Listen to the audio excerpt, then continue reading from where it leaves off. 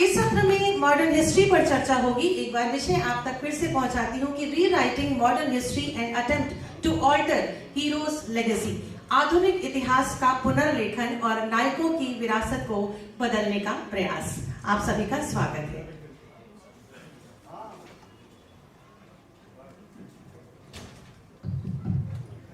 Thank you so much, and it's a real honor to be here and to speak on an issue like this. मुझे लगता है Ashutosh was supposed to be moderating this issue, but unfortunately he is unwell, and I think he would have done a bigger justice to this topic. But in my own capacity and in my limited capacity, I will try and do justice to the topic, क्योंकि मुझे लगता है कि बहुत important issue है। और आज जब हम इतिहास के बारे में बात करते हैं तो अभी हमने मीडिया पर इतना रोचक एक डिस्कशन सुना। सब कुछ इस समय इंटरलिंक्ड है, चाहे वो मीडिया हो, चाहे इतिहास हो, चाहे आज का लिटरेचर हो, और सब कुछ इन 11-12 सालों के फिल्म में देखा जाता है कि पहले कैसा था और आज कैसा है। तो अगर हम हिस्ट्री की बात करें तो मुझे लगता है आज ऐसे ही मैं कुछ मॉर्निंग में कुछ एडिटोरियल पढ़ रही थी, एक हिंदू का बड़ा इंटरेस्टिंग एडिटोरियल था, and I was captivated by the headline which they had used. और मैंने सोचा कि अगर उसको इतिहास के साथ अगर उसको जक्सटापोज करूं तो आज का इतिहास कुछ वैसा ही लगता है। उसमें मैंने 2 चीजें और ऐड की। हिंदू की जो हेडलाइन थी वो था डाउट, डिलीट एंड डिसएनफ्रेंचाइज। इसमें 2 चीजें मैं अगर और ऐड करूं, क्योंकि उस आर्टिकल को पढ़ने के बाद मैं थोड़ा सा मंथन करने लगी थी मॉर्निंग में। कल देर रात हो गई थी सोते सोते।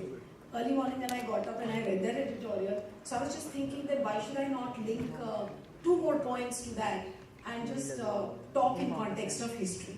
और उसमें 2 चीजें जो और मैं ऐड करना चाहती हूँ कि आज का अगर आप इतिहास का पूरा परिप्रेक्ष्य देखें तो it's all about a 5D phenomena.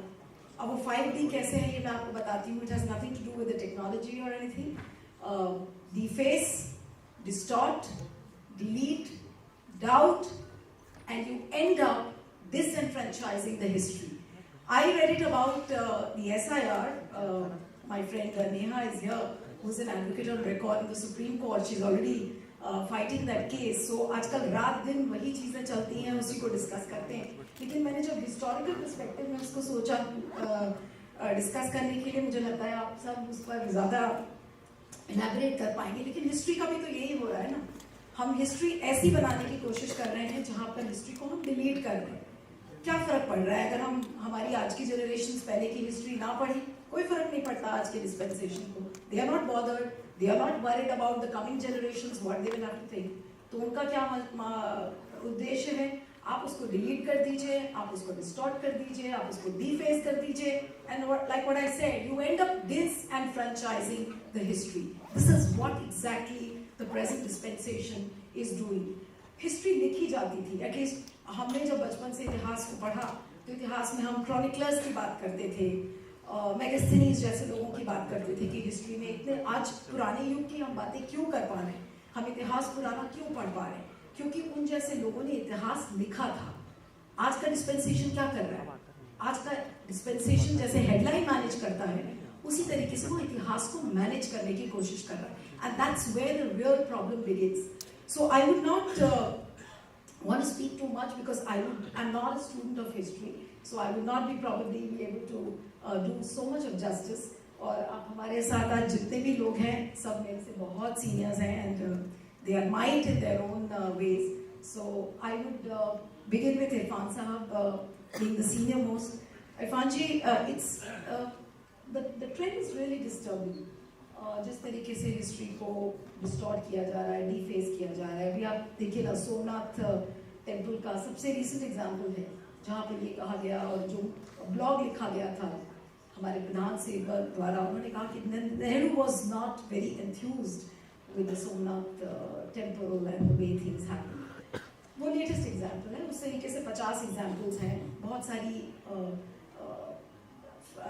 झूठ भी फैलाया जाता है, और इसी वजह से एक ट्रेंड हो गया है कि आप टाइम कैप्सूल्स बनाते हैं उस तरीके के जिससे कि हिस्ट्री को डिस्टॉर्ट कर दिया जाए, और वो डिस्टॉर्टेड हिस्ट्री आज के जनरेशन को परोसी जाए। अब एक एग्जांपल मैं आपको बताती हूँ। मेरे बच्चे भी स्कूल में हैं। My daughter is in class 12। I always related with my kids because whenever they come for doubts, I have to clarify those doubts. And my children always end up asking me that, Mama, तुम तो ऐसे बोलती थी, books में ऐसे लिखा है, अब हम इसको कैसे समझें? एक छोटा सा वाक्य बस शेयर करूंगी आप लोगों से कि बच्चे का जो एप्लीकेशन ऑफ माइंड है उसको किस तरीके से डिस्टॉर्ट किया जा रहा है. एक छोटा सा एग्जांपल है जो मैंने अभी महसूस किया और उसको मैं शेयर करूंगी. I will not name the school where my daughter is. She is in class 12. Now she was supposed to appear for a viva. External examiner आए थे और उससे एक्सटर्नल एग्जामिनर ने ये पूछा without naming the government scheme कि ये जो गैस सिलेंडर स्कीम है गवर्नमेंट की, we all know that is Ujjwala. So ये गैस सिलेंडर स्कीम है, ये कैसे गवर्नेंस में मदद करती है. सो गवर्नेंस में कैसे मदद करती है, this was the question which was asked from the by the examiner. So my daughter, being my daughter, who keeps listening to my debates all the time, she knows that I'm asking questions all the time. So she ended up giving an answer. This scheme doesn't help in governance. It helps to allure the voters. This is what she said in her reply. So, and she was a little doubtful. She said, "Mama, मैंने बोल तो दिया, लेकिन बाद में जो मेरी external examiner के साथ जो मेरी क्लास टीचर बैठी थी उसने मुझे इस नज़रों से देखा कि मुझे डर लग गया कि मैंने शायद कुछ गलत बोल दिया." लेकिन वो बोलती रही. उसने बोला, उसको जो समझ में आया कि नहीं ये वोटर्स को अलॉट करने में यूज होता है और you know this is how these schemes end up and this is just not one scheme, there is several other schemes like that. This is what she said. She applied her mind and she tried to do justice. External examiner ने उसको marks दिए जो भी दिया, I don't know. उसके बाद जब अपने क्लासरूम में गई तो उसकी टीचर ने उसको बुला के बोला कि कभी कुछ पॉजिटिव भी बोल दिया करो, हमेशा नेगेटिव क्यों बोलती हो. And she came crying to me and she said, mama मैंने गलत क्या बोला. तो मैंने कहा नहीं तुमने गलत नहीं बोला. You applied your mind which was required at that time. You applied your mind and you said what you felt. So it's fine. Whatever marks you get, I'm okay with that. I don't know what marks she got, but this is just to give a little perspective as to where the current society is leading everyone to. और आज history इसलिए important है क्योंकि आज में जो छोटे छोटे बच्चे हैं जो मुगल्स के बारे में पढ़ रहे हैं, जो मौर्यस के बारे में पढ़ रहे हैं, आज ये लोग कंफ्यूज हो रहे हैं कहीं ना कहीं. उनको ये नहीं समझ में आ रहा है कि हम जिस ईरा की बात हमने पढ़ी थी आज उसके कुछ चैप्टर्स डिलीट किए जा रहे हैं, उसको डिस्टॉर्ट किया जा रहा है. उनकी टीचर्स टाइम कैप्सूल्स के जरिए क्लासरूम्स में हिस्ट्री को बदल कर बताया जाता है. तो आज जैसे मेरी डॉटर है, वो इतिहास के केस में she is a student of history, she is a student of political science, but she ends up in a confusion. She doesn't know what to do and there is a dilemma. I want you to explain this dilemma, Irfanji, because this is something which is afflicting the society at large. And I'm more worried about the younger generations and the future generations, how they will treat this. Yes.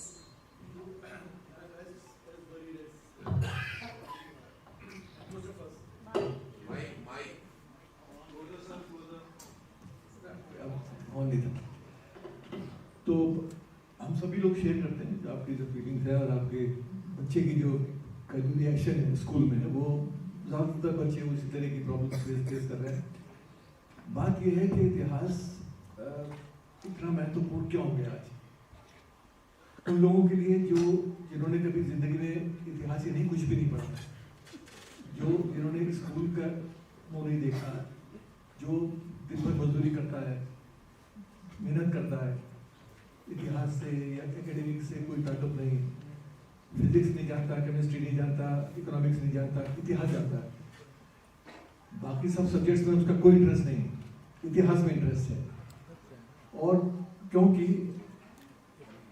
पिछले 10-11 साल में जो हालात हमारे यहाँ बने और जिस तरह का नैरेटिव चल रहा है, उसमें कोशिश ये की जा रही है कि कुछ ऐसा नैरेटिव काढ़ा जाए जिसमें, और जहाँ इतिहास की आप बात करिए हम कर रहे थे कि इतिहास लिखा जाता था और इतिहास गढ़ा जाना, ये दो अलग चीज़ें हैं. इतिहास लिखना, सोर्सेज क्या हैं, इतिहास किस आधार पर लिखा जाए, किन सोर्सेज को इस्तेमाल कर लिखा जाए. एक इतिहास गढ़ा जाए. आप पहले फैक्ट्स गढ़ते हैं, जो फैक्ट्स इतिहास में नहीं मिलते वो आपने खुद बनाए हैं, व्हाट्सएप के थ्रू, सोशल मीडिया के थ्रू, और एक परामर्श जो आपने गढ़ा है उसके थ्रू. तो ये तो एक इतिहास की तरफ देखने का हमारा नजरिया है। दूसरी चीज ये है कि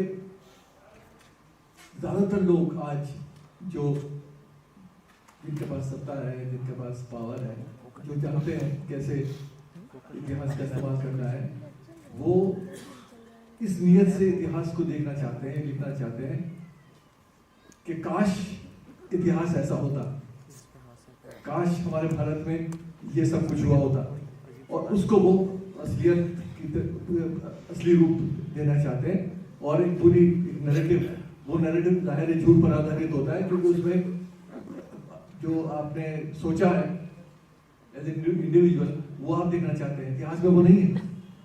तो आज के जो इतिहास है उसकी प्रॉब्लम, हम जैसे लोग जो इतिहास के छात्र हैं, हमने लिखते पढ़ते रहे कुछ थोड़ा बहुत, उसमें प्रॉब्लम आज ये हो रही है कि आपको ऐसे लोगों को फेस करना पड़ता है जिनका इतिहास से कोई संबंध नहीं, और जो वो सवाल उठाते हैं उस सवाल का जवाब हमारे पास नहीं, क्योंकि वो उस तरह के सवाल आते हैं जो धर्म से प्रेरित है, जाति से प्रेरित है, भाषा को से प्रेरित है, और जिसमें भाईचारगी कहीं नहीं है, जिसमें नफरत है। तो उस तरह का इतिहास देखने की कोशिश होती है। दूसरी चीज, जैसे मध्यकालीन भारत, आज हमारे देश में प्राचीन भारत की बात तो बहुत कम होती है, बहुत ही रेयरली आपको मिलेगा कि कोई अशोका के बारे में बात करना चाहे या मौर्य वंश की आपने जिक्र किया अभी, उस पर कोई डिबेट नहीं है। डिबेट है मध्यकालीन भारत पर, क्योंकि वो मध्यकालीन भारत हमारे आज के लिए महत्वपूर्ण है, आज की राजनीति के लिए महत्वपूर्ण है, क्योंकि उसमें आप समाज को बांट के पोलराइज कर सकते हैं। तो वो कैसे किया जाए? अब जैसे बहुत सारी ऐसी चीजें हैं जो लिखी जा रही हैं जिनका कोई इतिहास मध्यकालीन भारत से संबंध नहीं। पहली बात तो जिससे मैं, ये ब्रिटिश कालीन जो हमारे इतिहासकार थे उनकी देन है, जिसको हमने कुछ लोगों ने आगे बढ़ाया, कि मध्यकालीन भारत को आप मुस्लिम युग देखते हैं, मुस्लिम शासकों का युग। ये इतना बड़ा झूठ है।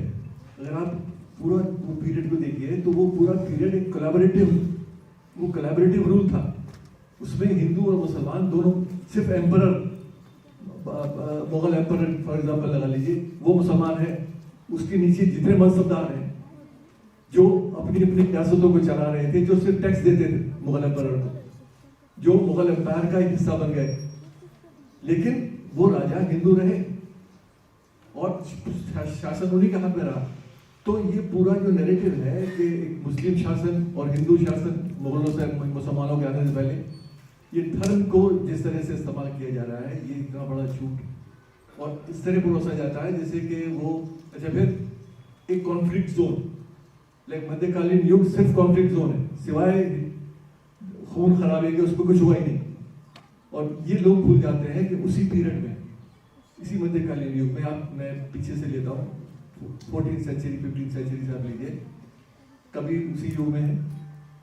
कबीर ने क्या क्या लिखा है धर्मों के बारे में, खासतौर से इस्लाम के बारे में। हिंदू धर्म का जो क्रिटिसिज्म है वो तो हम मान सकते हैं कि भाई मुस्लिम शासन था तो हिंदू धर्म का क्रिटिसिज्म हो रहा, कोई बात नहीं। उस आदमी ने तो इस्लाम को नहीं छोड़ा, क्या पैरा हुआ खुदा है? वो अजान पर तबसरा करते हैं, तर्ज करते हैं, और बहुत सी चीजें, और किसी ने कुछ नहीं कहा कबीर को, वो सब लिख के चले गए। सारे सुल्तान थे मुसलमान, मुगलों से पहले की बात है, और वो पूरा भक्तिकालीन आंदोलन है, उसमें सब लोग वो थे जो हिंदू धर्म, सारे धर्मों का, सब धर्मों की सुपरस्टिशंस, उनकी खराबियां, बुराइयां, चाहे इस्लाम हो चाहे हिंदू धर्म हो, सबके बारे में कहा जाता था और सबको टॉलरेट किया गया। कुछ केसेस हैं जहां ये नहीं हुआ, जिसमें सियासत भी थी, पॉलिटिक्स भी थी, जिस वजह से हुआ, लेकिन धर्म के आधार पर नहीं हुआ। दूसरी चीज, एक और मजे की चीज ये है जो लोग कम लोग जानते हैं कि उसी पीरियड में रामचरितमानस लिखी गई। तुलसीदास ने रामचरितमानस लिखी मुगलों के पीरियड में। तुलसीदास के दोस्त कौन थे? एक सबसे बड़ा दोस्त, सबसे महत्वपूर्ण दोस्त रहीम, जो अकबर का नवरत्नों में है, अब्दुल रहीम खान खाना, जिस आदमी ने फाइनेंशियली भी हेल्प किया तुलसीदास की। तुलसीदास जब रामचरितमानस लोगों की भाषा में लिख रहे थे तो ब्राह्मणों ने अत्याचार किए उन पर और रहीम ने प्रोटेक्ट किया, और ये पूरा डॉक्यूमेंटेड हिस्ट्री है, ये मेरी अपनी घड़ी हुई नहीं है, आप इसको पढ़ सकते हैं उस पीरियड के अंदर। तो ये सब चीजें उस पीरियड में हुई जिनके बारे में हम बात करना नहीं चाहते, क्योंकि वो बड़ा इनकन्वीनियंट है आज के नैरेटिव के लिए, तो उनको आप छिपा के रखिए। अब ये सब कुछ सो कॉल्ड लेफ्ट हिस्टोरियंस ने नहीं लिखा है, ये सोर्सेस के पर बेस्ड है, ये आरसी मजूमदार ने भी लिखा है और ये यदुनाथ सरकार ने भी लिखा है। तो ये सब लोग उस लाइक आरसी मजूमदार और यदुनाथ सरकार का नाम मैंने इसलिए लिया कि वो दो महत्वपूर्ण दक्षिणपंथी सोच के लोग हैं। आज दक्षिणपंथी सोच के लोग हम कह रहे हैं, क्योंकि जिस वक्त वो काम करते थे उस वक्त वो स्कॉलर्स थे। मेरे नाम इरफान साहब, वो खुद कहते हैं, उनसे मेरी कई बार बात होती थी तो वो कहते भाई आरसी मजूमदार तो बड़े स्कॉलर हैं, इसलिए स्कॉलर हैं कि उनकी राइटिंग्स में रिगर है। मैं डिसएग्री कर सकता हूँ जो उन्होंने लिखा है, लेकिन उनकी डिसरेस्पेक्ट नहीं करूंगा। पीएनओ नहीं है वो, पीएनओ का इतिहास नहीं है। पीएनओ को हमने कभी सीरियसली लिया ही नहीं, और वो पीएनओ कभी खतरा भी नहीं रहा हमारे लिए। आज पीएनओ हमारे लिए खतरा बन गया, क्योंकि पीएनओ एक सबसे महत्वपूर्ण और सबसे सम्मानीय इतिहासकार है आज के लोगों के लिए। तो बात यह है कि जो व्यक्ति उस तरह का इतिहास लिखता है, आप उसका सम्मान करते हैं। आरसी मजूमदार का भी नाम नहीं लेते ये लोग, क्योंकि आरसी मजूमदार ने ऐसा कुछ नहीं लिखा बहुत ज्यादा जो आप इस्तेमाल कर लें। उससे सिर्फ एकेडमिक्स डिसएग्री कर सकते हैं उनसे, लेकिन आपकी सियासत में वो इस्तेमाल नहीं हो पाते। बात यह है कि आज सिर्फ वो इतिहास लिखा जा रहा है जो बहुत पॉलिटिकली बहुत सुविधाजनक है, इस्तेमाल किया जा सकता है, और सबसे महत्वपूर्ण बात यह है कि वो पोलराइज किया जा सकता है, समाज को बांट सकता है, धर्म के नाम पर, जाति के नाम पर, भाषा के नाम पर। उस तरह का इतिहास आप देखना चाहते हैं, और उसी तरह का इतिहास आप देखना चाहते हैं। मध्यकालीन भारत की बात अभी हम कर रहे थे। एक दूसरी चीज जो बहुत बार बार दोहराई जाती है औरंगजेब को लेकर, और मैं औरंगजेब का सपोर्टर कभी रहा नहीं, और ना मुझे पसंद है औरंगजेब की ना राजनीति ना उसका राज जो भी कुछ किया।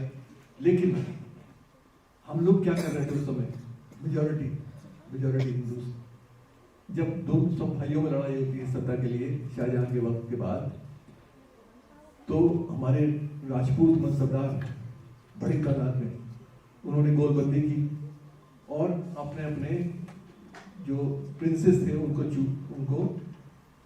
चूज किया।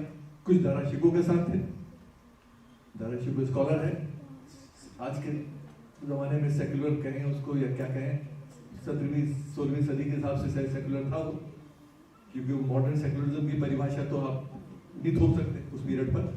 लेकिन हम चलिए, और कोई शब्द नहीं है, सेक्युलर आप कह सकते हैं। लेकिन majority of mansabdar, Rajput mansabdar supported Aurangzeb. क्यों? इसलिए कि औरंगजेब को वो बेहतर शासक मानते थे, ज्यादा काबिल जनरल मानते थे, और वो अपना भविष्य सेफ समझते थे एक ऐसे मजबूत शासक के राज में। और दारा शिकोह के बारे में उनकी ओपिनियन बहुत, अब दारा शिकोह तो उपनिषदों का अनुवादक है, हिंदू धर्म की बड़ा ज्ञान था, बड़ा प्रमोट किया, उसके बाद भी आप उसके साथ नहीं खड़े हो रहे। तो आज जो हम हिंदू मुसलमान देखते हैं, उन्होंने हिंदू मुसलमान नहीं देखा, उन्होंने अपना हित देखा कि औरंगजेब के साथ हमारा हित ज्यादा सेफ है, तो आप औरंगजेब के साथ खड़े हो गए। बात यह है कि आज हम धर्म को इस्तेमाल करके डिवाइड करने की कोशिश करते हैं। औरंगजेब की जो कमियां हैं वो सबके सामने है, वो सब इतिहासकारों ने लिखा है। तो जो लोग कहते हैं कि साहब ये तो लिखा ही नहीं गया है इतिहास, तो जाके पढ़िए, कितनी किताबें औरंगजेब पर है, औरंगजेब की पॉलिसीज के खिलाफ, औरंगजेब की पॉलिसीज की वजह से और मुगल एम्पायर का सत्यानाश हुआ, क्योंकि 1707 के बाद तो मुगल शासन में कुछ बचा ही नहीं था, और उसकी बुनियाद औरंगजेब ने रखी कमजोरी की। तो वो तो मुगलों के हित में भी नहीं था, हमारे आपके हित में तो क्या होता। तो उसमें तो अपनी कमियां थी ही। तो ये कहना कि औरंगजेब को लेफ्ट हिस्टोरियंस ने या अब से पहले के हिस्टोरियंस ने औरंगजेब को कहीं बहुत सफल शासक और बहुत कुशल शासक कहा है या उसकी तारीफें की हैं, ऐसा कुछ नहीं। उसके बारे में लोग पहले भी लिखते रहे और आज आप जो लिखने की कोशिश कर रहे हैं, आप आज सांप्रदायिक राजनीति को प्रमोट करने के लिए औरंगजेब की बात करते हैं, उन्हीं बातों को अपने शब्दों में कहने की कोशिश करते हैं जो ऑलरेडी कही जा चुकी है। तो ये तो एक मध्यकालीन भारत की बात है। दूसरी चीज जो मैं ज्यादा महत्वपूर्ण समझता हूँ आज जिस पर बात होनी चाहिए, वो है हमारा मॉडर्न हिस्ट्री। हमारे आज के इतिहास में राष्ट्रवाद की जो परिभाषा है उसके देखिए क्या हो रहा है आज, जो सबसे ज्यादा इस्तेमाल होता है राष्ट्रवाद। हमारा जो स्वतंत्रता आंदोलन का जो राष्ट्रवाद है, जो हमें विरासत में मिला, जो हमारी हेरिटेज है, हमारी लेगेसी है, वो राष्ट्रवाद था 70-80 साल की जो संघर्ष हमारे नेताओं ने किया है, गांधी, नेहरू, पटेल, मौलाना आजाद और सब लोगों ने मिलकर उन्होंने एक राष्ट्रवाद की परिभाषा दी जिसको हम कॉम्पोजिट नेशनलिज्म कहते हैं, गंगा जमनी तहजीब का नाम देते हैं, जिसको हम भाईचारगी की बात करते हैं, जहाँ सबका मिला जुला राष्ट्रवाद था। अब उस राष्ट्रवाद को आप आज नई तरह से परिभाषित करने की कोशिश करते हैं और मैं ये कहता हूँ कि वो एक्चुअली आज कोशिश नहीं है, वो कोशिश उस समय में थी जब लोग कॉम्पोजिट नेशनलिज्म की बात कर रहे थे। उस समय भी कुछ लोग थे जिनको हम फ्रिंज कहा करते थे कुछ समय पहले तक, जो हिंदू राष्ट्रवाद की बात करते थे, और कुछ लोग थे जो इस्लामिक राष्ट्रवाद की बात करते थे। और मौलाना आजाद ने, जिन पर मैंने अभी कुछ समय पहले किताब लिखी थी, मौलाना आजाद ने उस समय ये भी पूछा था लोगों से कि भाई ये जो राष्ट्रवाद की, हिंदू राष्ट्रवाद की बात करते हैं, मुझे नहीं समझ में आ रहा कि हिंदू राष्ट्रवाद की बात क्यों करते हैं। ये तो सिर्फ अंग्रेजों को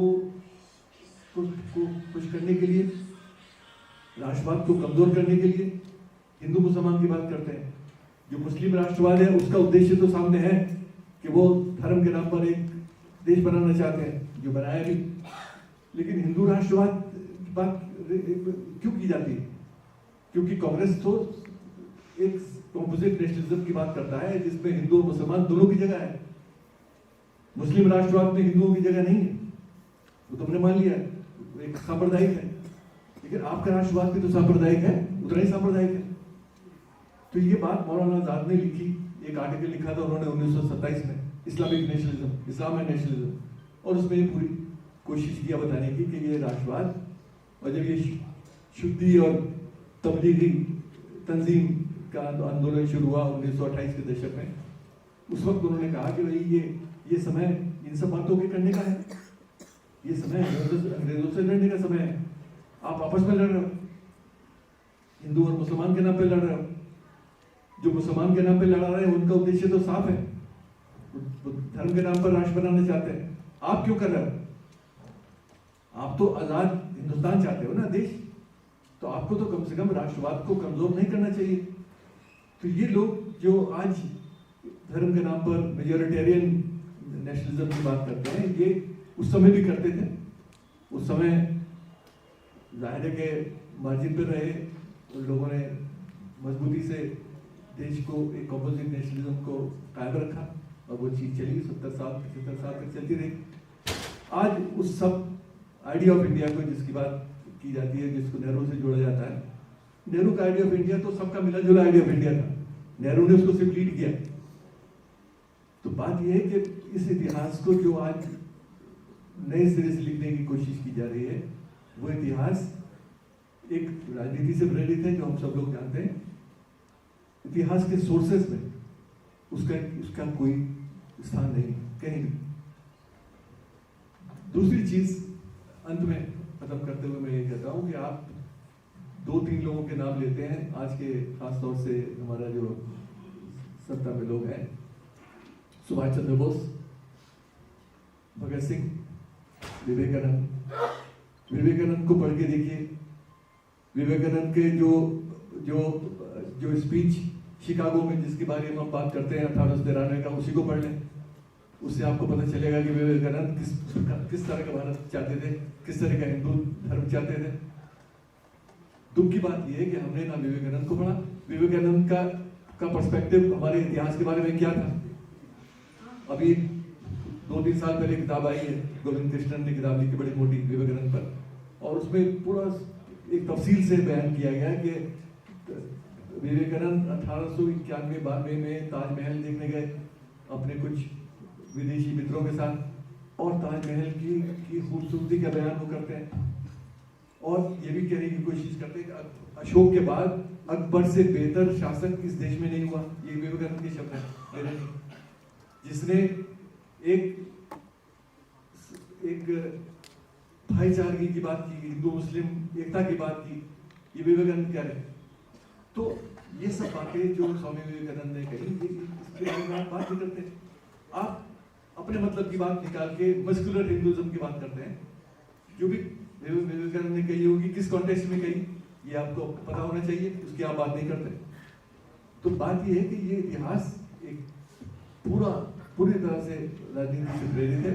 सुभाष चंद्र बोस के बारे में कहा जाता है आईएनए तो सुभाष चंद्र बोस का आखिरी कोशिश है।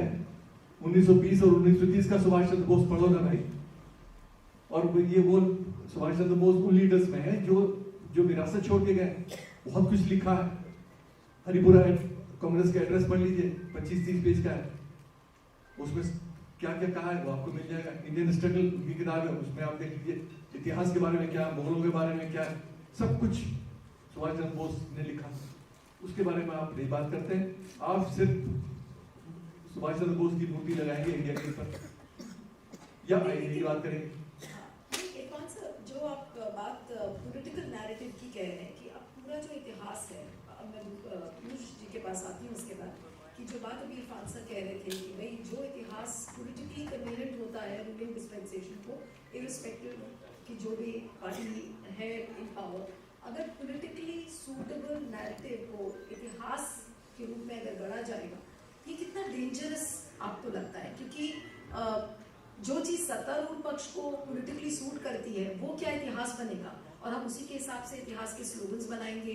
हम इतिहास को उसी तरीके से उस बाइनरी में, अगर हिंदू और मुसलमान की बाइनरी में आज का इतिहास फिट होता है, तो क्या इतिहास को अब हम इसी तरीके से, इसी नजरिए से देखेंगे?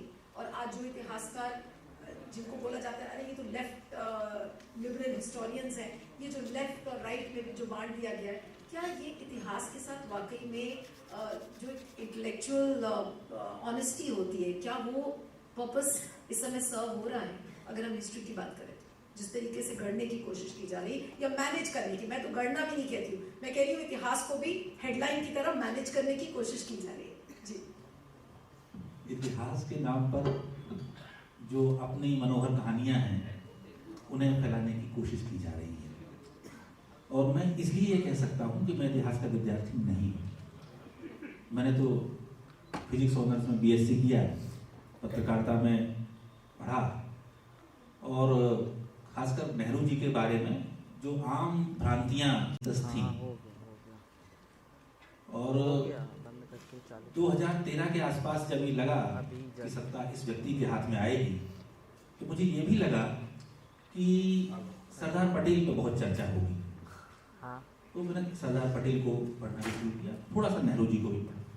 एक भाषण में नेहरू जी का 1952 का एक पत्र पढ़ रहा था, तो उसमें उन्होंने कहा कि मुख्यमंत्रियों को पत्र लिखा था कि हम उस समय 1949 में जब संविधान सभा में बैठे थे तो धारा 370 सरदार पटेल ने बड़ी होशियारी से बनाई थी, ये किया था।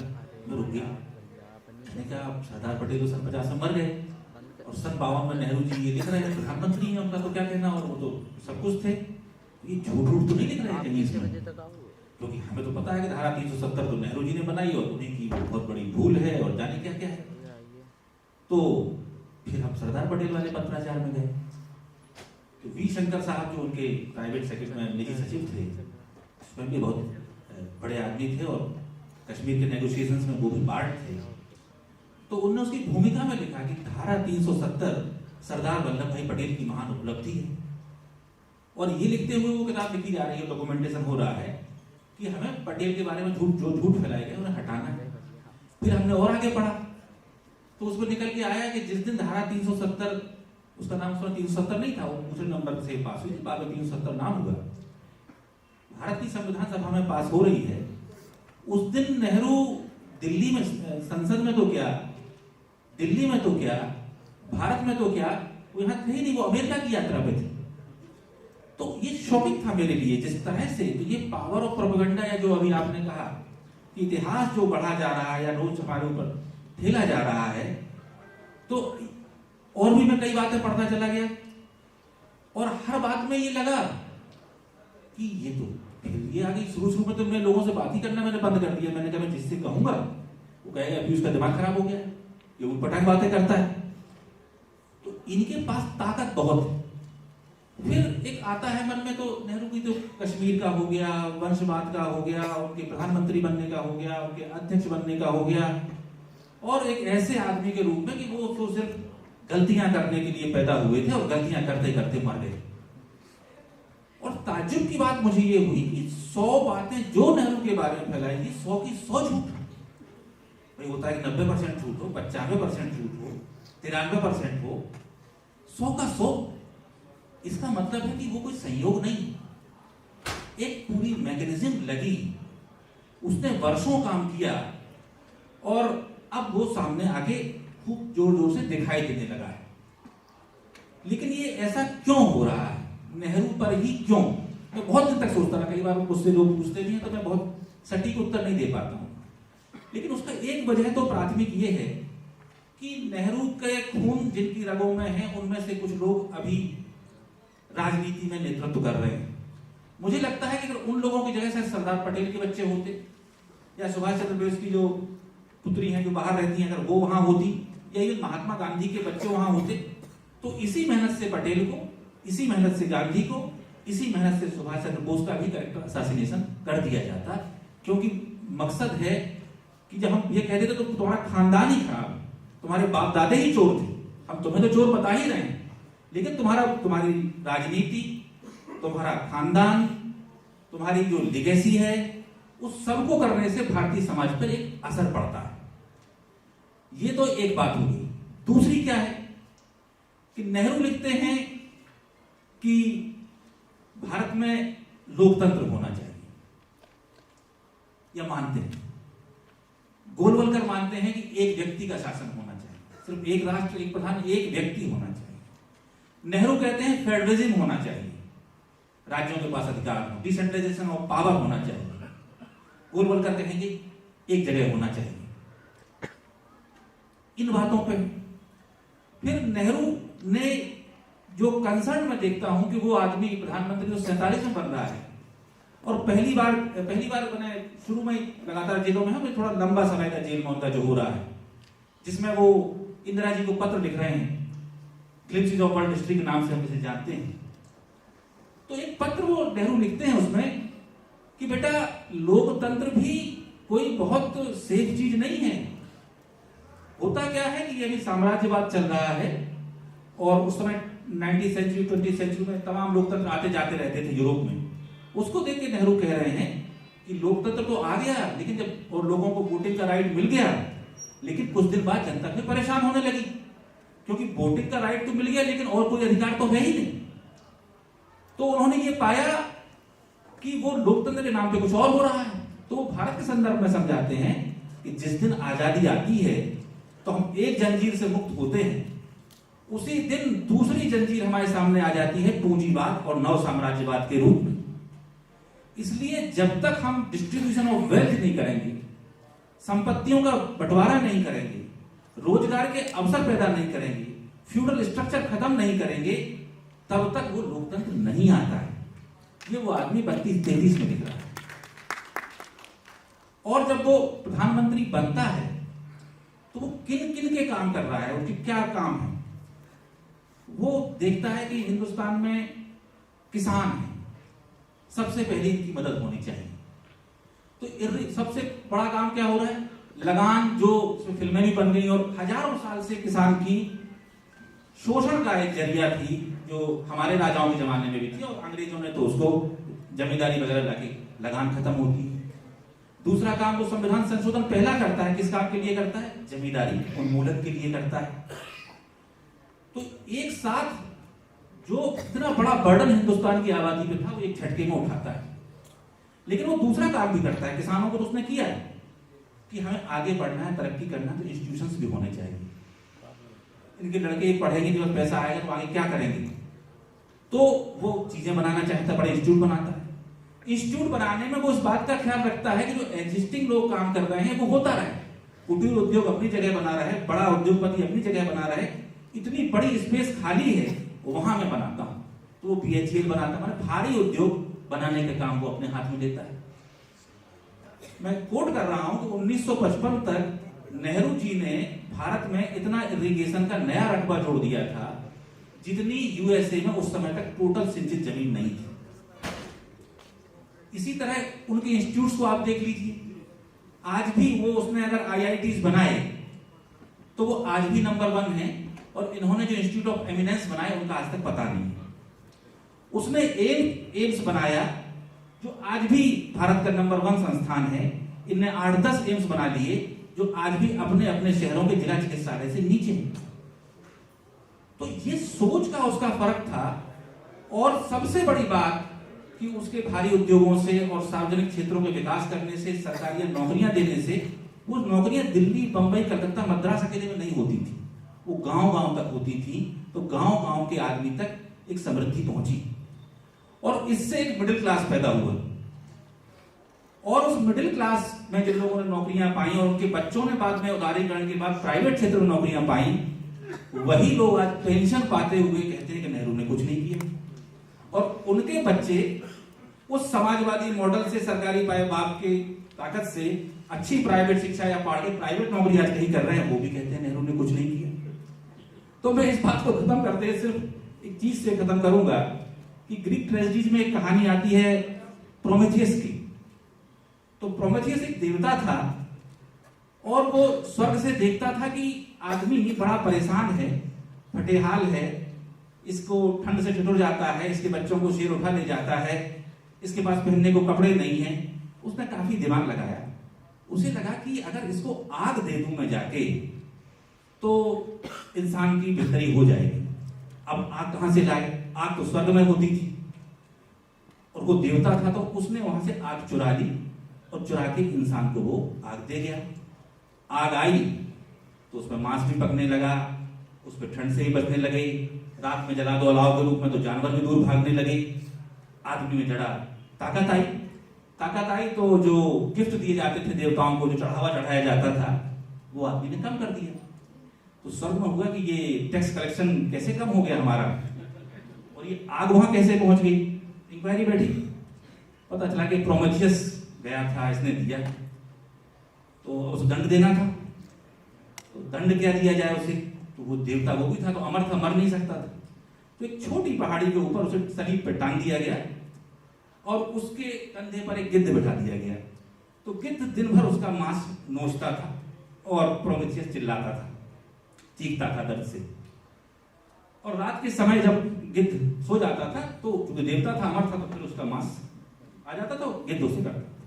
ये प्रक्रिया प्रोमेथियस की चलती थी। और जिन गांव वालों के लिए, जिन पृथ्वी वालों के लिए वो आग लेके आया था, वो सुबह से शाम तक वहां उस पहाड़ के पास खड़े होकर तमाशा देखते थे, उसकी चीखें सुनते थे। इतने एहसान नाच लोग उस जमाने में थे।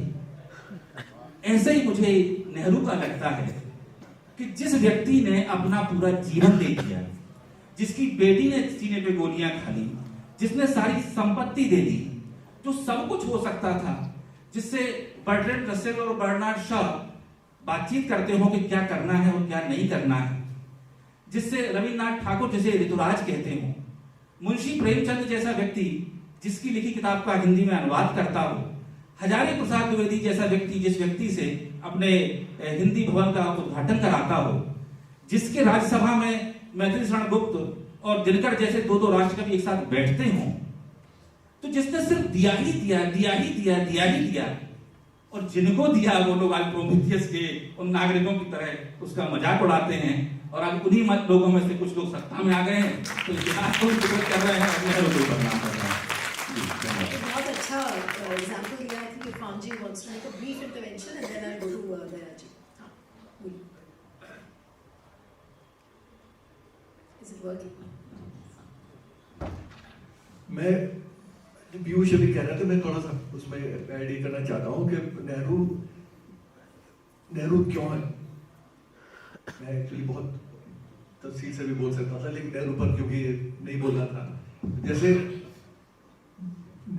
गीता प्रेस, जिस पर अक्षय मुकुल ने बड़ी अच्छी खूबसूरत किताब लिखी, उसको आप पढ़िए तो उससे आपको अंदाजा होगा कि नेहरू और बाकी लोगों में क्या फर्क है. जो पीयूष अभी कह रहे थे कि अगर कोई और आ जाता है यहाँ पर, पटेल या बोस या और लोग होते, तो ये लोग उसी तरह से उनके पीछे लग जाते. ये नेहरू के पीछे इसलिए नहीं लगे क्योंकि नेहरू प्रधानमंत्री बने. ये नेहरू के पीछे तब से थे जब भारत आजाद भी नहीं हुआ था. उस वक्त भी नेहरू उसी तरह से टारगेट किया जाता था इस सोच के लोगों के द्वारा. जैसे हनुमान प्रसाद पोद्दार ने कल्याण एक मैगजीन निकालना शुरू किया. उस कल्याण को में लेख छापने के लिए उन्होंने बड़े बड़े जो उस वक्त के विचारक थे, लेखक थे, राजनीतिज्ञ थे, उन सबको कांटेक्ट किया. उस आदमी ने, क्योंकि बहुत पावरफुल था, उसने गांधी तक से 2-3 लेख उसमें लिखवा लिए, मुंशी प्रेमचंद से लिखवा लिए और कई लोगों से लिखवाया. और मैं इस पर कोई आक्षेप नहीं लगा रहा हूँ कि गांधी फिरका परस्त हो गए या कम्युनल हो गए. वो लोग succumb to the pressure which Hanuman Prasad Poddar tried to bring about. Nehru was the only one जिसने 2 बार हनुमान प्रसाद दार को स्नब किया, ये कहकर कि मैं कोई ऐसा प्लेटफॉर्म शेयर नहीं करूंगा जिससे मेरी विचार नहीं मिलते. तो जो आदमी खुलेआम ये पोजीशन लेता हो, उसके खिलाफ या उससे नफरत इनकी स्वाभाविक है. तो ये कोई ऐसी चीज नहीं है कि नेहरू के से नफरत प्रधानमंत्री बनने के बाद हुई. ये 1930 के दशक में भी थी और 1940 के जो अर्ली हिस्सा आया उसमें भी थी, और उसके बहुत सारे उदाहरण हमें मिल जाते हैं. मैं दया के पास आऊँगी. अब दया, आपने तो एक पूरी किताब लिखी है राहुल गांधी पर, और मेरे ख्याल से सभी को पता है कि आपको क्या क्या झेलना पड़ा. लेकिन सवाल ये होता है कि अगर इस तरीके की बातें हो रही हैं इस समय नेहरू के बारे में, जो जिस तरीके के लिखा जा रहा है, और जो कुछ हमने आइकॉन्स को बिल्कुल चिन्हित कर लिया है, नेहरू हो गए, सरदार पटेल हो गए, महात्मा गांधी हो गए, इन सबको चिन्हित करके और पॉलिटिकली सूटेबल नैरेटिव अगर बनाया जा रहा है, इसका काउंटर क्या है? सबसे बड़ी बात ये है कि विचारधारा, दो विचारधारा है. एक विचारधारा जो कि नेहरू और गांधी को सपोर्ट करती है, दूसरी विचारधारा है जो बिल्कुल एक एक्सट्रीम विचारधारा है. लेकिन can history become a victim of any ideology? That is the biggest question. क्या आप इतिहास को किसी आइडियोलॉजी से बाधित कर सकते हैं जो बना है? और यही मैसेज दिया जा रहा है जो हमारे पॉलिटिकल डिस्पेंसेशन है, हिस्टोरियंस जो आज के हैं, जिनको हम ये कहते हैं कि they are right wing historians, they are trying to serve the government agenda, they will try and write a history which the ruling dispensation feels that it is the right, it is right, it is appropriate, और वो उस तरीके का agenda पर उसने की कोशिश करते हैं. उसमें उनको उनकी उन्नति भी दिखती है, उनको लगता है उनका प्रमोशन उसमें ड्यू है, तो हम हिस्ट्री भी हम ऐसे ही लिखें जिससे कि रूलिंग डिस्पेंसेशन खुश हो जाए. ये इसका लेकिन काउंटर क्या है? आज हम जितने भी लोग बैठे हैं, अभी जब पीयूष जी नेहरू जी के बारे में बात कर रहे थे कि उन्होंने इंस्टीट्यूशंस बनाया, मुझे लग रहा था हो सकता है ये क्लिप काट के ये वायरल कर दी जाएगी कि ये देखिए सब लेफ्ट वाले जो जितने हिस्टोरियंस हैं ये सब आके एक मंच पे बैठ गए और ये अब नेहरू के सेवियर्स बन गए. इस तरीके की बातें हमेशा सोशल मीडिया पर लिखी जाती हैं. इसका लेकिन रियल काउंटर क्या है? क्योंकि इंटेलेक्चुअल ऑनेस्टी जिसकी मैंने बात की थी जिस सवाल को लेकर, आज इतिहास, हम एक ऑनेस्ट इतिहास लोगों को नहीं दे रहे. इसकी जिम्मेदारी आज किसके ऊपर है? इसको कैसे इंश्योर किया जाएगा कि एक ईमानदार इतिहास लोगों के बीच में पहुंचे, वो नहीं जो पॉलिटिकली सूटेबल. नमस्कार. मुझे लगता है कि इसका तो सबसे अच्छा जवाब शायद इरफान साहब दें, क्योंकि वो इतिहासकार हैं. और जैसा पीयूष ने पहले कहा कि उन्होंने इतिहास नहीं पढ़ा, लेकिन शायद समय की मांग थी कि इतिहास के विद्यार्थी नहीं रहे, लेकिन फिर इतिहास पढ़ते हैं और नेहरू पर किताब लेकर के आते हैं. संयोग से मैंने भी इतिहास नहीं पढ़ा, और मैंने एमकॉम किया, जर्नलिज्म किया, और अभी जो बात हो रही है वो बात हो रही है, आपने इरफान साहब ने कहा, पीयूष ने कहा, तो हम इतिहास से पीछे से आगे की तरफ आ रहे हैं। तो मैं थोड़ी माफी के साथ वर्तमान पर रहना चाहता हूं, क्योंकि मैंने वर्तमान को दर्ज करने की कोशिश की है। और एक बात और थोड़ी माफी के साथ कहना चाहता हूं कि मैं पहले का सत्र सुन रहा था जो मीडिया पर बात हो रही थी। मुझे लगता है कि शायद मीडिया के काम के बारे में जब हम बात करते हैं तो हम कहीं ना कहीं अपने प्रति थोड़े नरम हो जाते हैं। मुझे बहुत जिम्मेदारी के साथ मैं ये बात कहता हूं कि मीडिया का काम केवल जो जन रुचि है उसको दिखाना नहीं है, मीडिया का काम जन रुचि का निर्माण करना भी है। आखिर क्या ऐसी बात है कि हमारे देश में इमरजेंसी के वक्त जो अखबार तनकर खड़े हो गए थे, जिनके किस्से हम आज भी सुनते हैं, इस सभागार में बैठे ज्यादातर लोग उन अखबारों की बात करते हैं, उन अखबारों से किसी न किसी रूप में ताल्लुक रखते हैं। हमारे साथ राहुल देव जी हैं और तो बहुत सारे लोग हैं। आखिर क्या कारण है कि वो लगभग 1.5 बरस की इमरजेंसी में सारे अखबार, मैं तो उस वक्त नहीं था, मतलब, लेकिन जो भी हम देखते हैं तो पता चलता है कि नहीं, अखबारों ने प्रतिरोध दर्ज कराया। तो भारतीय मीडिया की इज्जत उसी वजह से तो है। उसकी विरासत क्या है कि वो खड़े हुए, सत्ता का काम कुचलना था, लेकिन अखबारों का काम क्या था। लेकिन आज क्या है? क्या मुझे कोई एक व्यक्ति बता सकता है कि आज किसी एक अखबार है जो तनकर खड़ा हुआ है? क्या आज कोई एक टीवी चैनल है जो तनकर खड़ा हुआ है? ये वर्तमान है जिस पर मैं अपनी बात थोड़ी सी रखना चाहता हूं कि हम वर्तमान में क्या कर रहे हैं। वो जमाने थे, वो जमाने में औरंगजेब ने जो भी किया उस पर बात आ गई, उस पर किताब आ गया। लेकिन जिस समय के हम सब साक्षी हैं, उस समय का क्या हमारा काम केवल इतिहास की किताब पलटना है और उसमें से बहस करना है, या हमारा काम अपने वर्तमान में हस्तक्षेप करना है? मैंने केवल और केवल ये कोशिश की कि मैं अपने वर्तमान में हस्तक्षेप करूं। अभी मीडिया के बारे में बहुत सी बात की गई, अरावली की बात की गई कि साहब अरावली पर बहुत से प्रोग्राम बनाए गए, लेकिन अरावली पर कोई प्रोग्राम नहीं चले। आखिर इस मीडिया ने, अगर हम बीते 20-21 वर्ष की मैं बात कर लूं तो 2014 तक प्रधानमंत्री पर हर क्रिटिकल टिप्पणी मौजूद थी इन्हीं चैनलों में, और वो हर तरीके से थी। वो मजाक में भी थी, वो अपमान में भी थी, वो कभी सम्मेलनों में भी थी। यानी हमने सोचा नहीं कि हम प्रधानमंत्री पर क्या कह रहे हैं, और हमने कहा कि we are celebrating the freedom. हम क्योंकि ये मानकर चल रहे थे 2014 से पहले कि हमारे टेलीविजन एंकर प्रधानमंत्री पर कुछ भी कह सकते हैं।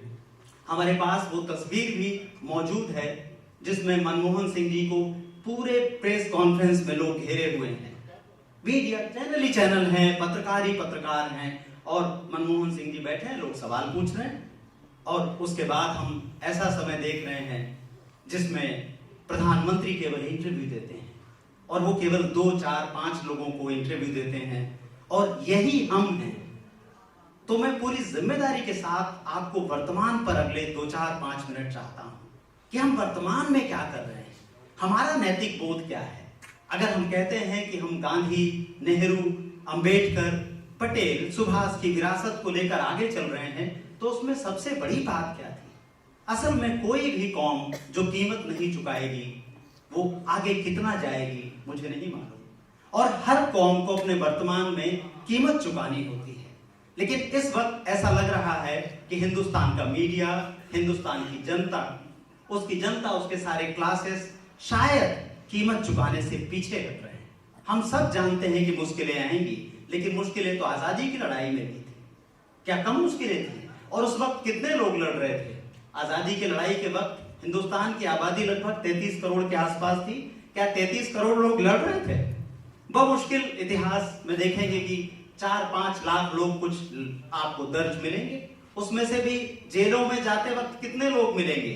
30,000, 40,000 अधिकतम आंदोलनों में। तो जाहिर बात है कि हर वक्त लड़ाई करने के लिए तो कुछ ही लोग निकलते हैं, लेकिन क्या इस वक्त उतने लोग निकल रहे हैं? अपने सवालों के साथ पूछ रहे हैं? आखिर क्यों भारत का मीडिया चुप हो गया है? आखिर वो क्यों नहीं सवाल करता? क्या हमें कोई बता सकता है कहीं कहाँ कोई डेटा है कि 2000 मान लीजिए कि 4-5 से लेकर के या अटल जी के कार्यकाल को भी शामिल कर लीजिए, कितने लेखकों, पत्रकारों, चैनलों को बंद कर दिया गया क्योंकि वो कोई ऐसा सवाल पूछ रहे थे जो ठीक नहीं था।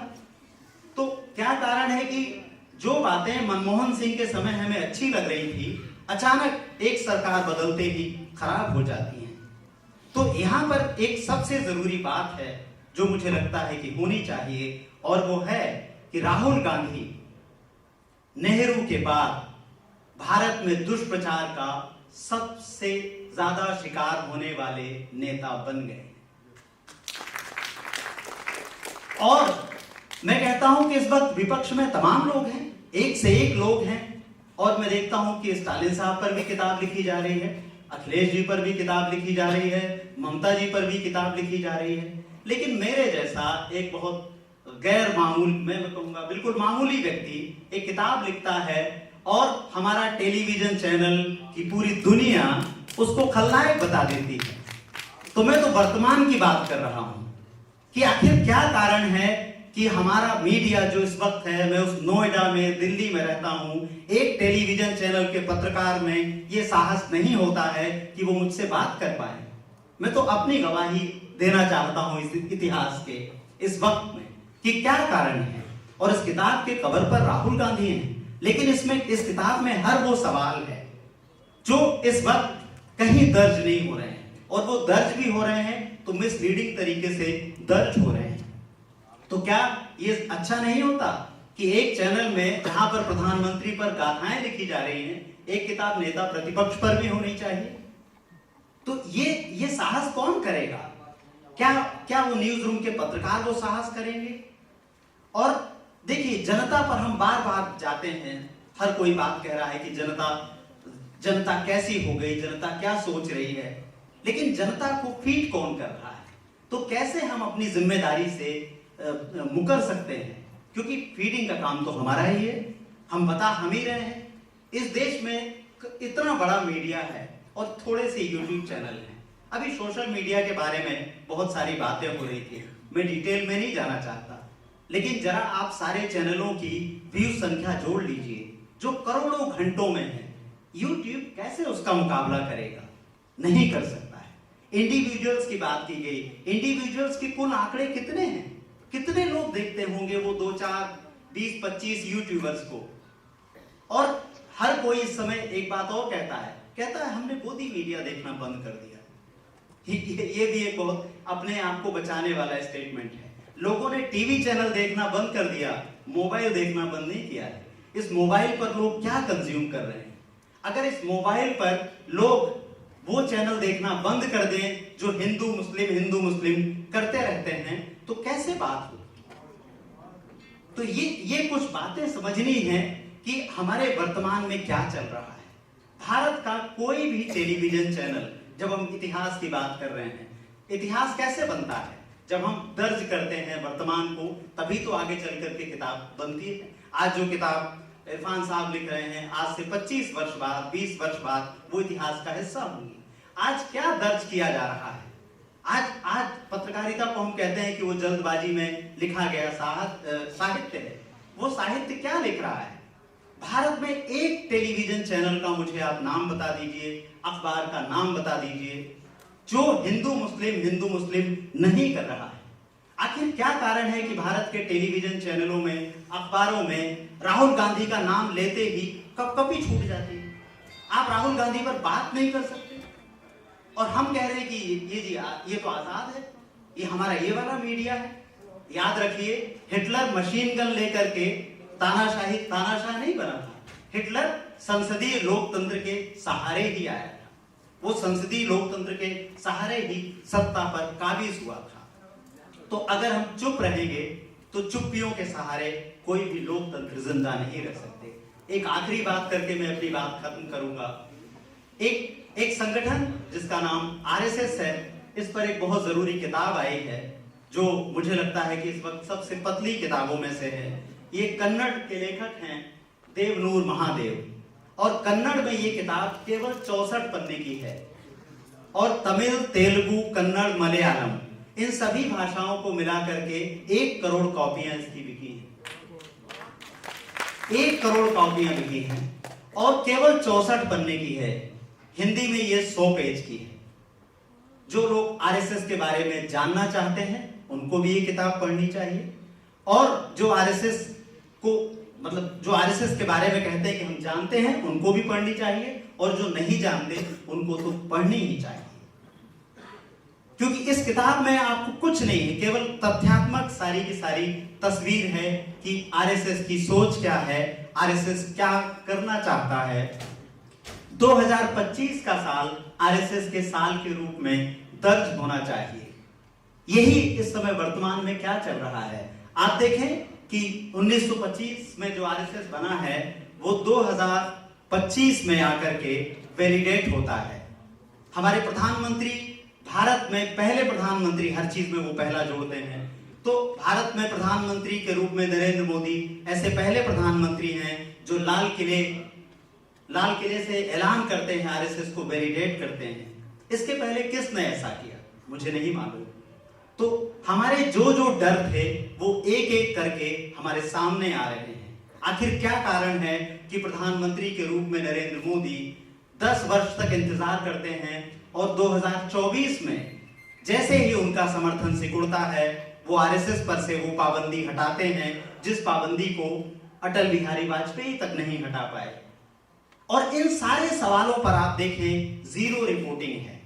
कौन सा मीडिया चैनल रिपोर्ट कर रहा है, कौन सा एडिटर, कौन सा रिपोर्टर सामने आकर के पूछ रहा है सवाल कि एक संगठन जिस पर गांधी की हत्या के बाद पाबंदी लगाई गई थी, लाल किले से प्रधानमंत्री उसको वैलिडेट कर रहे हैं। 2025 का वर्ष आरएसएस की घोषणा का वर्ष है, उसकी वैधानिकता का वर्ष है। आप देखिए कि इस वर्ष कितने कितने कार्यक्रम हो रहे हैं और किस तरीके की भाषा हमारे टीवी चैनलों के माध्यम से आए दिन हमारे दिमागों में डाली जा रही है। आरएसएस पर हमारी चुप्पी हमको कमजोर करेगी और लगातार वो कमजोर कर रही है। और वो किसको मजबूत कर रही है? वो मनुस्मृति के विचार को मजबूत कर रही है। इस वक्त इतिहासकार के तौर पर, या जो आपने ऑनेस्टी की बात कही, वो सब हम लोग क्या दर्ज कर रहे हैं? आरएसएस के बारे में किस तरीके के विचार हमारे दिमागों में दर्ज हो रहे हैं? मनुस्मृति के बारे में क्या सोच जा रही है? और आरएसएस सबसे बड़ी चुनौती इस भारतीय संविधान के लिए है, जिसके बारे में दुर्भाग्य से हम कुछ नहीं जानते और इसे 26 जनवरी और 15 अगस्त को याद कर लेते हैं और हम भारतीय संविधान की बात करते रहते हैं। भारतीय संविधान में जिस चीज पर सबसे ज्यादा जोर दिया गया है वो चीज है बंधुता, और इसी बंधुता को सबसे ज्यादा चुनौती चारों तरफ से दी जा रही है। और इस चुनौती के खिलाफ कौन खड़ा होकर के सवाल कर रहा है? कौन कह रहा है कि बंधुता हमको चाहिए? और जिसको ये सब करके वोट मिल रहा है, हम कह रहे हैं कि ये चाणक्य हैं, हम कह रहे हैं कि ये मास्टर स्ट्रोक हैं। तो मुझे लगता है कि भारतीय संविधान को अगर हम जानना चाहते हैं, अगर हम भारतीय संविधान को समझना चाहते हैं, तो हमको उस आईने में देखना चाहिए कि आखिर उस पर सबसे बड़ा हमला कैसे हो रहा है। आपने कहा कि ये सब कैसे होगा। इन दिनों मैं देश के अलग अलग हिस्सों की यात्रा कर रहा हूं। मुझे लगता है सबसे जरूरी बात है संवाद करना, सबसे जरूरी बात है डायलॉग करना, सबसे जरूरी बात है कि वो डिस इन्फॉर्मेशन को लोगों के पास जाकर के दूर करना। आपकी इस बात को सुनकर मैं यही सोच रही हूँ कि अगर सब कुछ अंधेरा होता है, डार्क क्लाउड्स कहते हैं जिसको, तो you try and look for the silver lining. तो मुझे पूरे संवाद से यही लग रहा है। मैं रवि जी अब आपके पास आती हूँ कि समय थोड़ा सा कम है, but please feel free to say whatever you want. सवाल ये है कि आप जो सिल्वर लाइनिंग है वो हिस्ट्री के पर्सपेक्टिव से देखेंगे तो मुझे लग रहा है कि बहुत ज्यादा रिसर्च का स्कोप तो बहुत ज्यादा है। विचारधारा जब इतनी प्रबल है दोनों तरफ से, तो हिस्ट्री में क्या लिखे उसका स्कोप भी बहुत ज्यादा है। और अभी मेरे दोस्त कल अभी हम जब ट्रेन में बात कर रहे थे तो मुझे पता चला कि मन की बात पर भी रिसर्च हो रहा है। मन की बात जो कार्यक्रम है उस पर रिसर्च किया जा रहा है। Can you imagine this? Can the historians please write that why do we need a research on Mann Ki बात? रवि जी, मैं अब आप चाहूंगी कि आप प्लीज इसको थोड़ा सा एलैबोरेट करिए, क्योंकि मुझे लग रहा है कि इन डार्क क्लाउड्स में सिल्वर लाइनिंग हम कहाँ ढूंढें। Please elaborate on that. मैं अपनी बात एक शेर से शुरू करता हूं। जानता हूं आज के माहौल में, जानता हूं तेरी हर एक अदा है फरेब, जानता हूं तेरी हर एक अदा है फरेब, या इलाही फिर भी यकीन क्यों नहीं आता है। तो कभी लिखा था मैंने शेर। मैं जो बात कहना चाहता हूं, मैं समझता हूं आई एम फॉर्चुनेट इनफ कि उस बात का काफी बड़ा हिस्सा तो राहुल देव ने अपनी बातचीत में कह दिया, और मैं राहुल देव को इस मंच से वाकई बधाई देना चाहता हूं कि इनकी इतनी हिम्मत है कि इन्होंने बोली, और उन्होंने जो बात बोली यहाँ पर मैं वो रिपीट कर देता हूं आपके सामने। मैं वहां से बैठकर मैं अकेले ताली बजाई थी, हॉल में किसी ने ताली नहीं बजाई थी, जबकि ये परंपरा है कि एक आदमी ताली बजाता तो अक्सर लोग सभी बजाने लगते हैं। किसी ने नहीं बजाई थी, यहीं पर बैठा था जहां पर मोदित माथुर बैठे हुए। इन्होंने बड़ी अच्छी बात कही थी कि हम भारत में तो हिंसा है ही नहीं, अहिंसा तो हम तो कभी अपनी तरफ से हिंसा करते ही नहीं है। तो अशोक जो यहां से चला, या मगध साम्राज्य जो बढ़ता चला गया, हम राजा से हाथ जोड़ते थे, वो राजा तो राज दे देता था और हम लोग ले लेते थे, हम काम लड़ते। हिंदू कभी लड़ते ही नहीं है किसी से, किसी को आक्रमण करते ही नहीं। इतनी बड़ी बात आपने कहने हिम्मत करी है कि ज्यादातर हिंदू मौत अच्छी हो सकती है आदमी की, आप इतनी बड़ी बात कही। मैं यहाँ पर चूंकि इतिहास की बात हो रही थी तो इतिहास पे ही अपने आप को केंद्रित रखूंगा। मैं केवल, क्योंकि मुझको ऐसा लग रहा है इस मंच के ऊपर जो एक सरकार और दूसरी सरकार उसकी विचारधारा थी, उसके ऊपर आक्षेप तमाम हो रहे हैं कि उन्होंने ये करा, पिछली सरकार खराब थी, अब ये सरकार खराब है, और उस पर ज्यादा बातें हो रही, इतिहास पे बात कम हो रही है। दूसरी बात क्या है कि मैं केवल उन जिन लोगों जो इस नरेशन पे बात कर रहे थे कि वो खराब थे अच्छे थे, मैं केवल ये बात कहूंगा as an academician, as an historian, आप इसका सोल्यूशन बताइए। जितनी बातें हम लोग कर रहे थे वो कोई भी जो 9th क्लास या 10th क्लास का बच्चा वो भी कर लेगा, उसको सब मालूम है। जितनी बातें यहाँ पर 80% बातें हुई है। बात यहाँ पर ये कि मैं जैसा पत्रकारिता की जो प्रॉब्लम है, आलोक रंजन जी, और पत्रकारिता की जो प्रॉब्लम है काफी हद तक वही इतिहास की भी प्रॉब्लम है। आप पत्रकारिता में जो वही आप पढ़ना चाहते हैं, जो आप पढ़ना चाहते हैं वही वो लिखते हैं। इसी तरह के इतिहास के अंदर भी है। इतिहास के अंदर क्या है कि हम इतिहास, सही इतिहास हम जानना ही नहीं चाहते हैं, वो सुविधाजनक नहीं होता है। जैसे कि अभी जब इन्होंने बात कहा ना कि हिंदू लोग आक्रमण नहीं करते, फिर उन्होंने बात की। अब मैं यहाँ पर आपको एक बात आपको एक हक देना चाहता हूँ। इतिहास में बहुत बात हुई है, आप एक बात गौर करिएगा, कभी भी जो चीज भी आपके लिए सुविधाजनक होती है उसमें आप कभी इतिहासकार से प्रमाण नहीं मानते हो, और जो चीज आपके लिए सुविधाजनक नहीं होती है वो इतिहासकार से कहते हो भाई आप इसे प्रमाणित करिए, है ना। अब इसका मैं आपको एक उदाहरण देना चाहता हूं कि मेरे अगेंस्ट मैं वो इतिहासकार नहीं हूं जो बैठ के कमरे में एकेडमिक किताबें लिखता है। वो ज्यादा से ज्यादा 2 यूनिवर्सिटी में लगी किताब 1000, 2000, 50, 25, 30 लोगों ने पढ़ लिया। मैं रेगुलर लिखता रहता हूं और उसके अंदर मास्टर्स को तक मैं अपनी बात पहुंचाता हूं। और इसका मैं इसकी बात इसलिए कर रहा हूं, अपनी तारीफ में नहीं कर रहा हूं, मैं कह रहा हूं कि मैं आपको एज अ लैब रिएक्शन बता सकता हूं। मेरे अगेंस्ट 2 बार डेमोन्स्ट्रेशन बहुत बड़े हो चुके हैं। एक 2008 में हुआ था और एक अभी हुआ था हमारा 2000 के अंदर। तो बड़े उन्होंने बड़े और बरोबर आने की लड़की थी उससे करा। दिक्कत क्या है कि जब आप सच बात बोलते हो तो आपका कोई भी साइड, अगर आपको कोई चीज सूट नहीं जिसको करती हो, आपका अगेंस्ट खड़ा हो जाएगा फौरन 1 मिनट के अंदर, उसको टाइम नहीं लगेगा। एक एग्जाम्पल मैं आपको देना चाहता हूं कि अगर आपसे कोई ये कहे, मेरे को जवाब दिए जितने लोग यहां बैठे हुए हैं, अगर आपसे कोई ये कहे कि आपके बाबा जो थे, आपके ग्रेट ग्रैंडफादर हमारे ग्रेट ग्रैंडफादर को उसने बहुत बड़ा फेवर किया था जब वो क्राइसिस में थे, तो आप कहोगे तुम बिल्कुल सही कह रहे हो, वो बहुत खुश। अगर हम ये कहते हैं कि हमारे ग्रेट ग्रैंडफादर को आपके ग्रैंडफादर ने चीट किया था, आप कहेंगे भाई लाइए प्रमाण दिखाइए। ठीक इसी ढंग से जितने लोग यहाँ बैठे हैं सबको एक कागज से कलम दे दिया जाए और कहा जाए अपने फादर के ऊपर या ग्रैंडफादर पे एक 200 वर्ड्स का एक ऐसे लिखिए। वो जितने लोग ऐसे लिखेंगे वो सबके फादर महान होंगे, किसी का फादर ऐसा नहीं होगा जो महान नहीं होंगे, जितने लोग यहाँ बैठे हैं। ठीक यही बात इतिहास के साथ होती है। इतिहास भी चूंकि मानव लिखता है और वो जो आदमी लिखता है उसकी पर्सनल वैल्यूज उसके अंदर knowingly at times unknowingly also वो चली जाती है। और वो जब लिखना शुरू करता है तो वो लिखेगा तो वो ये दिस इज करना चाहिए कि this is the irony of history writing. तो हिस्ट्री आप कभी भी पढ़िए तो कम से कम एक सब्जेक्ट पे जिसपे आपको इंटरेस्ट हो उसमें 3 डिफरेंट सोर्सेस जरूर देखिए। एक हिस्टोरियन कभी भी जस्टिफाई नहीं कर सकता है। इवन मैं अपनी बात होते मैं लिखने लगता हूँ तो कभी कभी मैं भी टेम्पटेड हो जाता हूँ, यार ऐसा तो नहीं। इसका एक एग्जाम्पल बहुत बड़ा है कि आप वेस्टर्न हिस्टोरियंस जब पढ़ते हैं तो आपको वो 1858-7 को क्या कहते हैं, दे डिस्कस एज अ सिपाही mutiny. When you read any Indian historian वो कहते हैं भारत का प्रथम स्वतंत्रता संग्राम।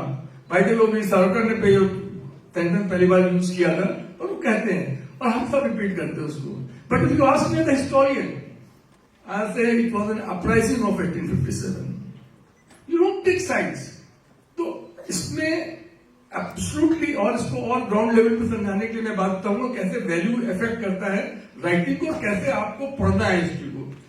आप जैसे सास बहू होती है, सास बहू का जगह बहुत पॉपुलर है, सभी जानते हैं, कॉन्फ्लिक्ट सास बहू बीच में होते हैं। अगर आप मोहल्ले में जो बहू है उसके जितनी फ्रेंड्स उससे पूछेगा वो कहेंगे इसकी सास बहुत खराब है, और सास की फ्रेंड से पूछेगा बोले कहेंगे इसकी बहू बहुत खराब है। और दोनों ही लोग जो बताएंगे किससे अपने अपने वर्जन उनका डेट और टाइम बिल्कुल सही होगा पर अपनी अप्रोच नहीं बताएंगे। वो बोलेंगे सुबह खाना मैं तो the same is with the higher level also in history also.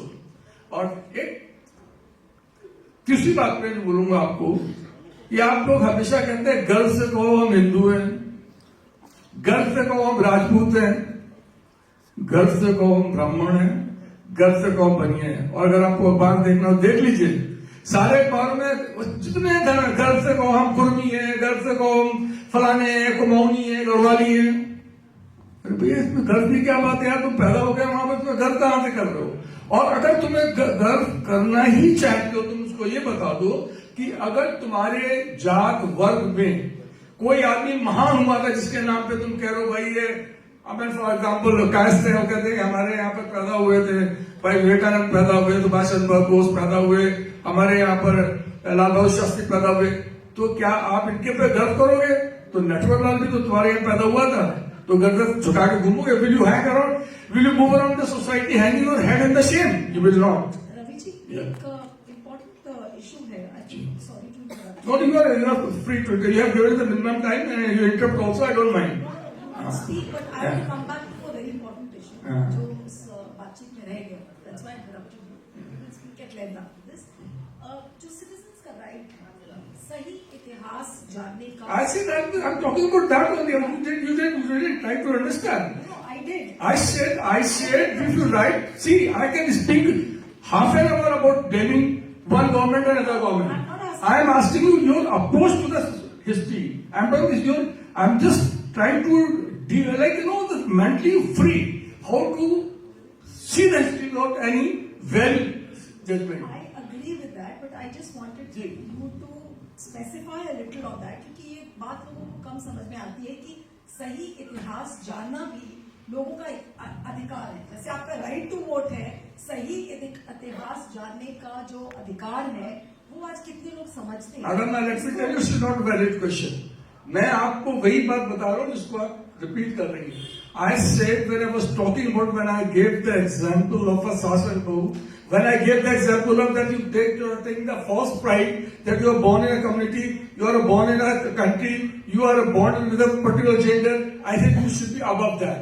So what I was talking about, I was simply talking about how you see the history. History you have to see it.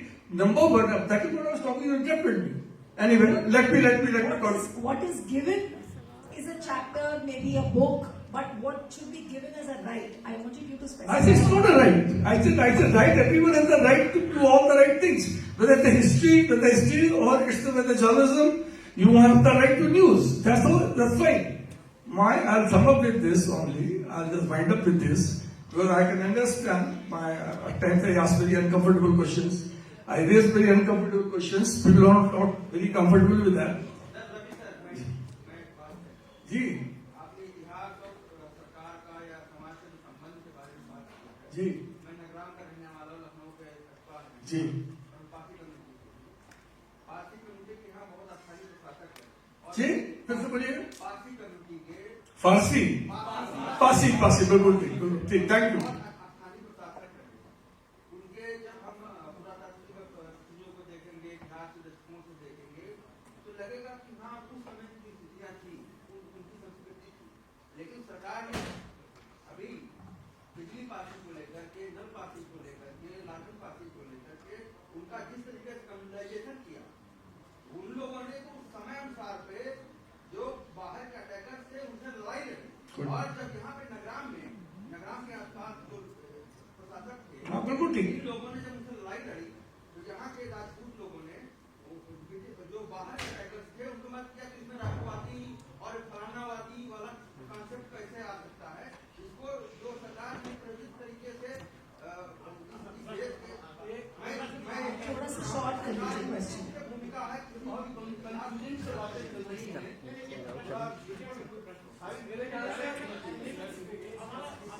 हाँ समय थोड़ा सा कम है। हाँ ठीक है no questions please. I am sorry समय कम है। रवि जी प्लीज बोलिए। See, मैं जो पहले भी कह रहा था, and again I'll repeat, I'll reinforce that, and that will answer the question of the one who is moderating the session, and that will answer the question of all of you. That please, for the God's sake, because have the right approach in reading the history, understanding it, you should, number one, the first step you can take is that आप जब भी कोई history पढ़ेंगे तो don't go by one version, don't go by one source, because history invalid. I don't want to, I hate to quote people, but एक quote कर दे रहा हूँ, मैं 50 कोट कर सकता हूँ। Hindi premium volume next student था, this first book has impressed me so much कि उसके वजह से मैं I am in the history. He writes world history उसने लिखी है, और उसके अंदर एक सेंटेंस वो लिखता है कि no matter how hard an student tries, but knowing उनकी उसका वैल्यू सिस्टम उसमें चला ही जाता है। तो पहली बात, आप पहला ये कहना बंद करिए, number one, there are 2-3 things अगर हिस्ट्री में से आप कुछ फायदा उठाना चाहते हैं। नंबर वन, आपका जो कास्ट सिस्टम है, stop calling people bye there first name, start people calling bye there first name, don't call people bye there surname, number one. Number two, आप जो है कि हिस्ट्री के अंदर अगर यू डोंट वांट हिस्ट्री को आप पढ़िए, पर हिस्ट्री को पढ़ने के पहले इस बात को इंश्योर करिए कि उसको किसने उस हिस्ट्री को लिखी है। And with this since all of you said the time is very short and I can't conclude the way I wanted to conclude it. Anyway, thanks a lot.